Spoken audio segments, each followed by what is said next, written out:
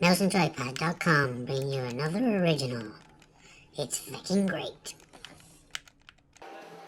Hi, I'm Scott Davidson. I'm joined here by Eddie Beardsmore, the studio manager for Coatsink. Now, we played a couple of your games today, the first being Esper 2. Now, can you just tell us briefly what the game's about? Sure.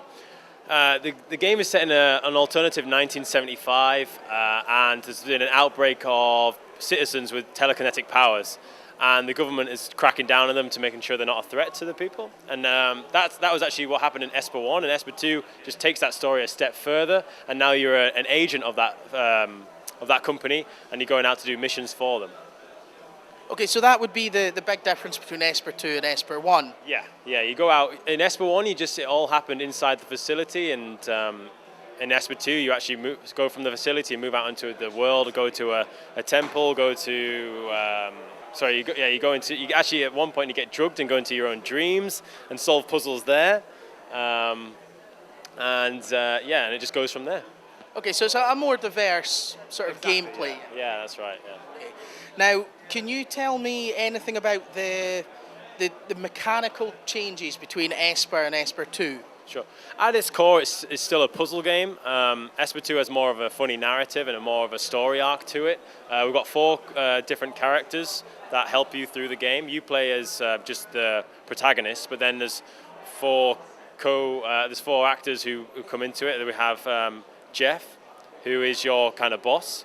We have your colleague Ernie, who's voiced by Nick Frost, that most people know. We have the villain of the piece, who's voiced by Sean Pertwee.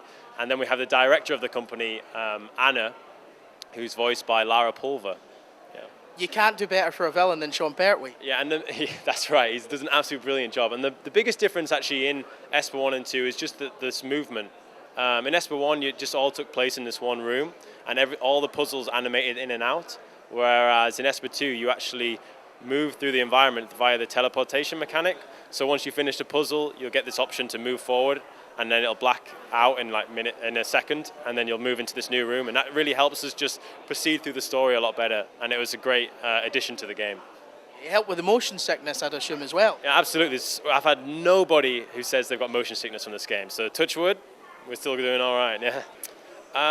The game is available for the Samsung Gear VR, and it was actually designed for the Samsung Gear VR because for those who've played on that, you control the game using a touchpad which is on the side of your head. And that's how we came about the idea of the game, because it's all about telekinetic power. And when somebody's doing this, what do you think of? You're thinking about X-Men, you're thinking about Professor X, telekinetic power. So it's available on the Samsung Gear VR store now, and it's also launched on the Rift about a week ago. So that's where you can get it. Yeah. Okay, how much is Esper 2 if you were to get it? $10, £7.99. Yeah. Do you have any future plans in Esper 3 maybe?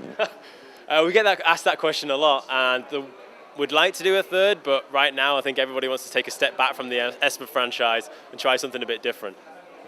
Fair enough. Well, thanks very much for your time. Cheers.